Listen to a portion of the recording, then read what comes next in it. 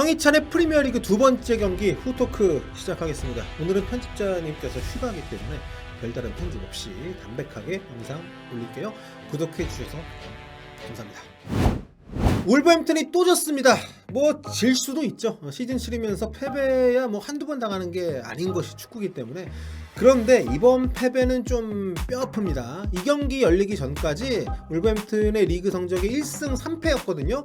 여기서 3패가 상대팀들이 레스터시티, 토트넘, 맨유 이렇게 다 강팀들이었습니다. 그리고 결과도 모두 1대0 굉장히 좀 아쉬운 패배였고 내용도 굉장히 좋았습니다. 뭐 특히 토트넘전, 맨유전 경기 내용을 앞섰는데 패배를 했다는 평가 박수도 많이 받았었는데, 하지만 이번에는 상대가 승격팀 브렌트포드였고 홈경기였던 데다가 무려 30분 이상을 상대보다 한 명 많은 상태로 뛰었단 말이죠.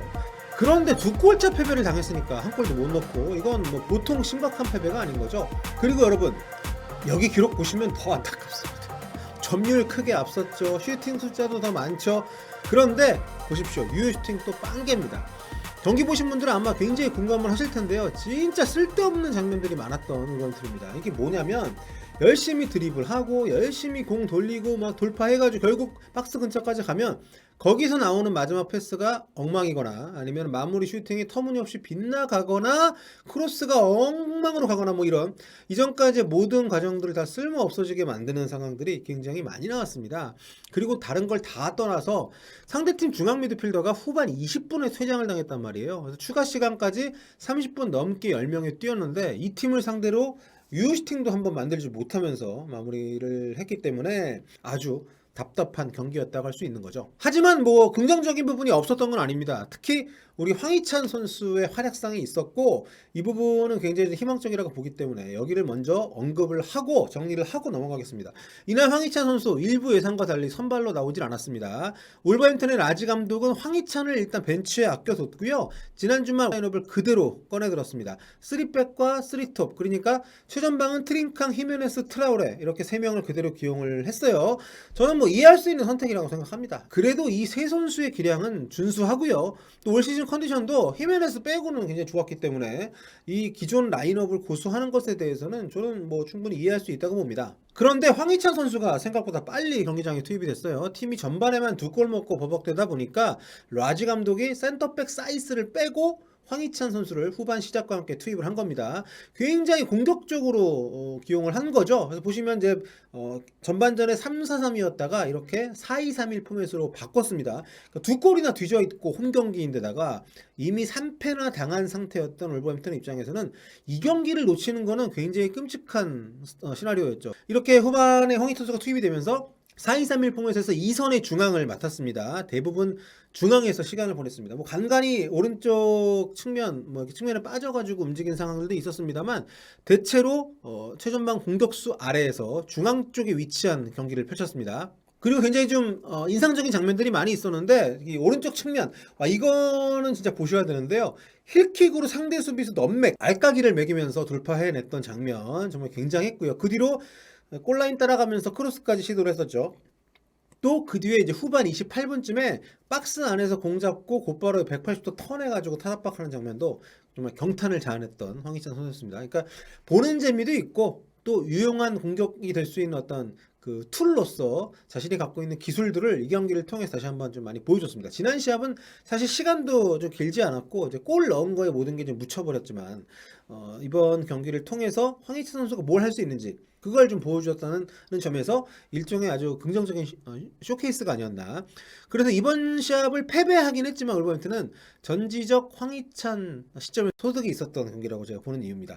개인적으로는 일정표를 보니까 다음 주 목요일 새벽에 토트넘하고 카라바오컵 경기가 있습니다. 여기에 선발로 좀 무조건 내보내지 않을까 싶어요. 손흥민 선수 출전 여부는 아직 모르겠습니다만 카라바오컵이기도 하고 이번 주말에 토트넘은 이제 첼시전 있고 그 다음 주에 아스널하고 북런던 더비 있거든요. 이제 그 사이에 끼어 있는 경기이기 때문에 이군들을 내보낼 수도 있는데 간만에 영국 땅에서 한국 선수들 소속팀끼리 맞붙는 경기이기 때문에 굉장히 관심이 갑니다. 이 경기도 입중계하니까 함께 하시고요.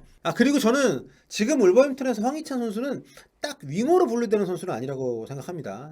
그동안 유럽에서 황희찬 선수가 해왔던 역할들도 그렇고 기본적으로 울버햄튼에서는 황희찬을 굉장히 좀 좀 더 공격수에 가까운 전형적인 윙어라기보다는 스트라이커에 가까운 유형으로 보고 있는 것 같아요, 라지 감독도. 그래서 제가 매번 트링캉 자리가 아니라 히메네스 자리에 황희찬을 써보는 게 어떨까 이렇게 말씀을 드리는 것도 같은 맥락이라고 보시면 될 것 같습니다. 게다가 히메네스가 이제 머리 부상 이후에 아직 폼을 좀 못 찾고 있기 때문에 좀 그 위치에서 황희찬이 해줄 수 있는 역할이 있지 않을까. 감독도 아마 그래서 고민이 좀 많을 것 같아요. 재밌는 게 울버햄튼의 라지 감독이 지난 경기도 그렇고 이번 경기도 그렇고 아다마 트라오레를 전반하고 후반에 양쪽을 좀 바꿔가면서 플레이를 시키고 있거든요. 어떻게든 터지기를 좀 기대하고 있다고 저는 느꼈는데, 이 친구가 이제 왼쪽에 있을 때는 드리블을 엄청 적극적으로 하고 오른쪽으로 왔을 때는 또 크로스를 또 엄청 올립니다. 그러니까 반대쪽에 트링캉은 라울 히메네스하고 엮여가지고 서로 스위칭을 하고 있다면, 아다마 트라오레는 반대쪽에서 굉장히 자율성을 부여받고, 하지만 자율성을 부여받지만 스타일 자체가 굉장히 도식적인 면이 좀 있어서 아무튼 이렇게 좀 플레이를 하기 때문에 이게 다 좀 활발하기도 하고 역동적이어서 솔직히 토트넘보다는 보는 맛이 있습니다, 이 팀의 공격은. 근데 너무 실속이 없어요. 이번 경기도 뭐 유슈팅 하나 없이 끝이 났으니까. 특히 아다마 트라오레, 이전 영상에서 제가 말씀드렸습니다만 이 친구가 손흥민 선수하고 영국 데뷔한 시기는 거의 같거든요. 그런데 그 사이에 손흥민 선수가 지금 각종 대회에서 100골 넘게 넣었잖아요. 근데 아다마 트라오레는 프리미어리그에서 고작 7골밖에 못 넣고 있습니다. 100대 7입니다. 이건 굉장히 큰 격차고, 물론 스타일 면에서의 차이도 있을 거고, 손흥민이라는 어떻게 보면 영국 무대에서 지난 6, 7년 동안 최고 선수 중 한 명의 선수와 비교하는 것은 아다마 트라오레에게 좀 잔인한 걸 수도 있습니다만, 그래도 너무 떨어진다는 거죠. 어떤 좀 실속이. 화려한 드리블링, 또 삘 받으면 상대 수비 다 씹어먹는 어떤 돌파 능력을 갖고 있는 선수여서 아주 매력적인 선수이긴 합니다만, 어떤 유의미한 연결이라든가 마무리 과정이 굉장히 좀 투박합니다. 이번 경기가 대표적이죠. 돌파 잘해가지고 똥볼 차는 장면이 너무도 많습니다. 후반 막판에는 이 친구가 돌파하고 나서 또 어이없는 크로스, 아니 크로스를 왜 그렇게 세게 차냐고 동료들이 짜증내는 제스처가 잡혔습니다, 화면에. 그러니까 그만큼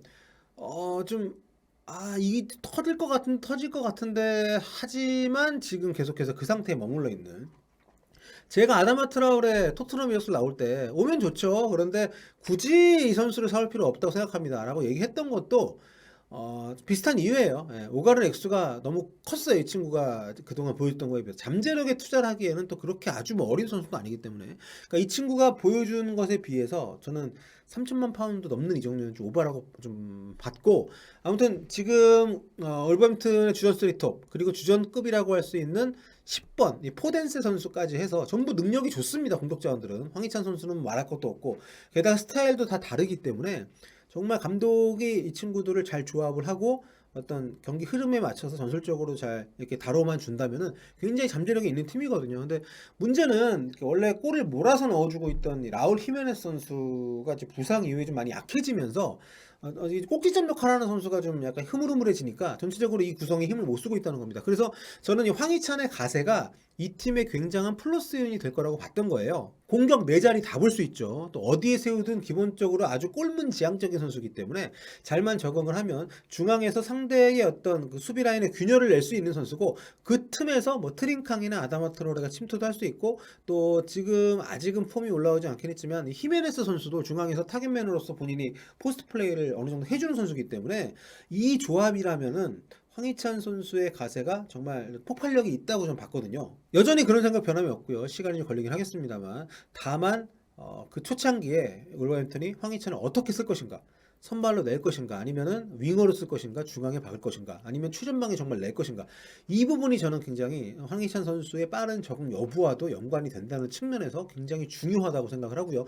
저는 당분간 좀 톱으로 한번 써봤으면 좋겠습니다. 자, 뭐 비록 이번 시합 울버햄튼이 삽질하면서 완패하긴 했습니다만 황희찬의 가능성만큼은 확실하게 보여준 시합이었다고 생각을 하고요.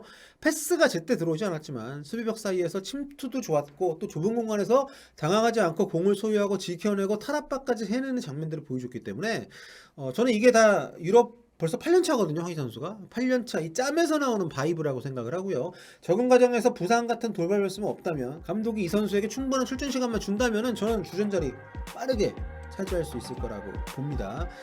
자, 오늘 울버햄튼 좀 아쉬운 패배이긴 한데 좀 앞으로 좀 많이 좋아질 수 있는 여지가 있는 팀이니까 황희찬 선수 마찬가지고요. 응원하면서 그리고 꾸준히 지켜보도록 하겠습니다. 여러분 다음 시간에 뵐게요. 고바.